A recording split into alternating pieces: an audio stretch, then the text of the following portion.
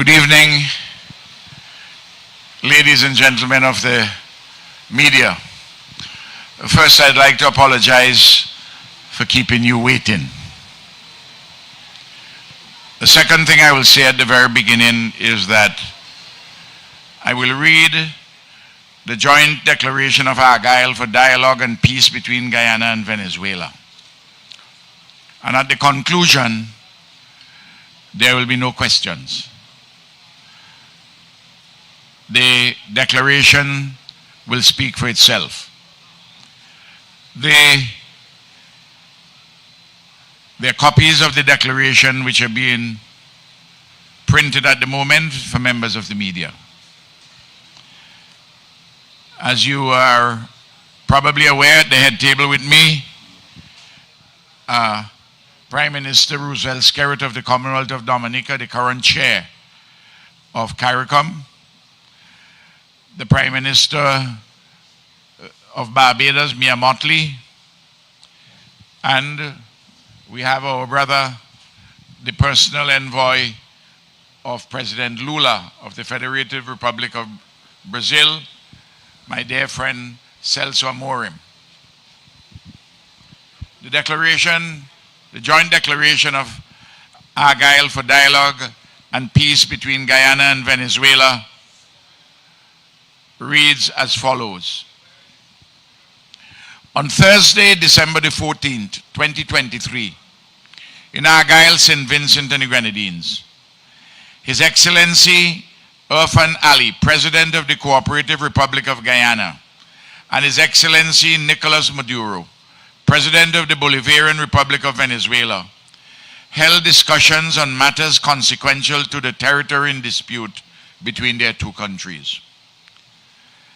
These discussions were facilitated by the Prime Minister of St. Vincent and the Grenadines and pro tempore President of the Community of Latin American and Caribbean States, CELAC, Dr. the Honorable Ralph E. Gonzalez, and the Prime Minister of the Commonwealth of Dominica and Chairman of the Caribbean Community, CARICOM, the Honorable Roosevelt Skerrit.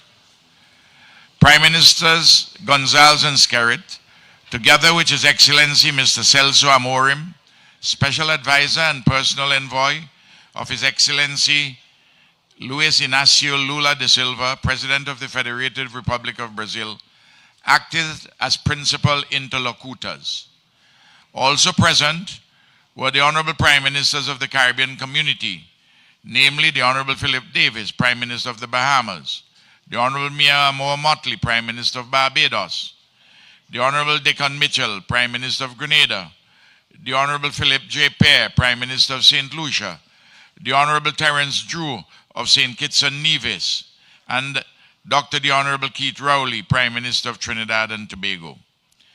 Attending as observers on behalf of His Excellency Antonio Guterres, Secretary General of the United Nations, were Their Excellencies Earl Courtney Rattray, Chef de Cabinet of the Office of the Secretary General of the United Nations, and Miroslav Jenka, Under Secretary General of the United Nations Department of Political and Peacebuilding Affairs. In addition, His Excellency Alvaro Leyva Duran, Minister of Foreign Affairs of the Republic of Colombia, and Mr. Gerardo Torres Zelaya, Vice Minister of Foreign Affairs of the Republic of Honduras in his capacity as CELAC Troika, also participated. All parties attending the meeting at Argyle, St. Vincent and the Grenadines reiterated their commitment to Latin America and the Caribbean remaining a zone of peace. Guyana and Venezuela declared as follows. 1. Agreed that Guyana and Venezuela directly or indirectly will not threaten or use force against one another in any circumstances, including those consequential to any existing controversies between the two states. 2. Agreed that any controversies between the two states will be resolved in accordance with international law, including the Geneva Agreement dated February 17, 1966. 3. Committed to the pursuance of good neighborliness, peaceful coexistence, and the unity of Latin America and the Caribbean. 4. noted Guyana's assertion that it is committed to the process and procedures of the International Court of Justice for the resolution of the border controversy, noted Venezuela's assertion of its lack of consent and lack of recognition of the International Court of Justice and its jurisdiction in the border controversy. 5, agreed to continue dialogue on any other pending matters of mutual importance to the two countries. 6, agreed that both states will refrain, whether by words or deeds, from escalating any conflict or disagreement arising from any controversy between them. The two states will cooperate to avoid incidents on the ground conducive to tension between them. In the event of such an incident, the two states will immediately communicate with one another, the Caribbean Community, CARICOM, the Community of Latin American and the Caribbean, CELAC, and the President of Brazil to contain, reverse, and prevent its recurrence. 7, agreed to establish immediately a joint commission of the foreign ministers and technical persons from the two states to address matters as mutually agreed. An update from this joint commission will be submitted to the presidents of Guyana and Venezuela within 3 months. 8, both states agreed that Prime Minister Ralph E. Gonsalves, the pro tempore president of CELAC, Prime Minister Roosevelt Skerrit, the incumbent CARICOM chairman, and President Luis Inácio Lula da Silva of Brazil will remain seized of the matter as interlocutors, and the United Nations Secretary General Antonio Guterres as observers, with the ongoing concurrence of Presidents Irfan Ali and Nicolas Maduro. For the avoidance of doubt, Prime Minister Gonsalves' role will continue even after St. Vincent and the Grenadines ceases to be the pro tempore president of CELAC, within the framework of the CELAC Troika +1. And Prime Minister Skerrit's role will continue as a member of the CARICOM Bureau. 9, both states agreed to meet again in Brazil within the next 3 months or at another agreed time to consider any matter with implications for the territory in dispute, including the above-mentioned update of the Joint Commission.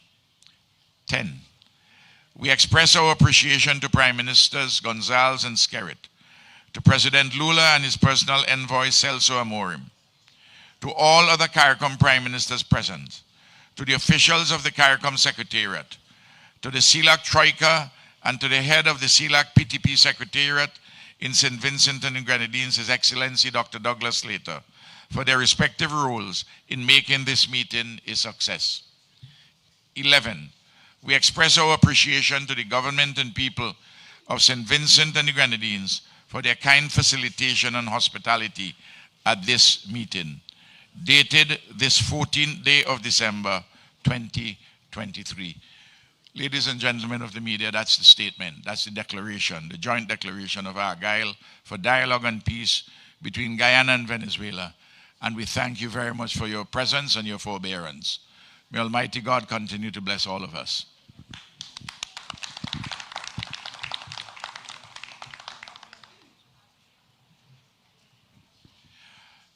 The declaration, I've been advised, would now be read in Spanish.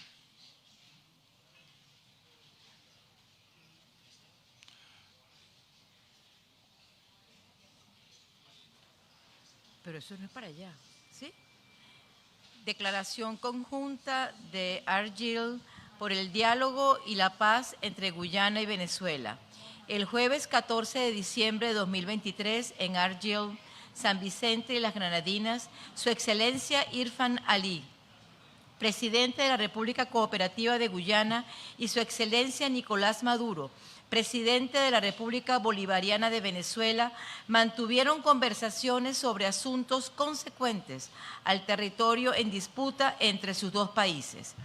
Estos debates fueron facilitados por el primer ministro de San Vicente y las Granadinas y el presidente pro tempore de la Comunidad de Estados Latinoamericanos y Caribeños, CELAC, doctor Ralph Gonsalves, y el primer ministro de la Commonwealth de Dominica y presidente de la Comunidad del Caribe, CARICOM, Roosevelt Skerrit. Los primeros ministros Gonsalves y Skerrit junto con su excelencia Celso Amorim, consejero especial y enviado personal de su excelencia, el presidente Luis Ignacio Lula da Silva, actuaron como interlocutores principales. También estuvieron presentes los honorables primeros ministros de la Comunidad del Caribe, a saber, el honorable Philip Davis, primer ministro de Bahamas, la honorable Miamor Motley, primera ministra de Barbados, el honorable Deacon Mitchell, primer ministro de Grenada, el honorable Philip Pierre, primer ministro de Santa Lucía, el honorable Terence Drew, de San Cristóbal y Nieves, y el doctor Keith Rowley, primer ministro de la República de Trinidad y Tobago. Asistieron en calidad de observadores en representación de su excelencia Antonio Guterres, secretario general de las Naciones Unidas, sus excelencias Earl Courtney Rattray, jefe de gabinete de la Oficina del Secretario General de las Naciones Unidas, y Miroslav Jenka, secretario general adjunto del Departamento de Asuntos Políticos y de Consolidación de la Paz de las Naciones Unidas. Además, participaron el excelentísimo señor Álvaro Leiva Durán, ministro de Relaciones Exteriores de la República de Colombia, y el señor Gerardo Torres Zelaya, viceministro de Relaciones Exteriores de la República de Honduras, en su calidad de troika de la CELAC. Todas las partes asistentes a la reunión de Argel, San Vicente y las Granadinas reiteraron su compromiso de que América Latina y el Caribe sigan siendo una zona de paz. Guyana y Venezuela declararon lo siguiente. 1. Acordaron que Guyana y Venezuela, directa o indirectamente, no se amenazarán ni utilizarán la fuerza mutuamente en ninguna circunstancia, incluidas las derivadas de cualquier controversia existente entre ambos estados. 2.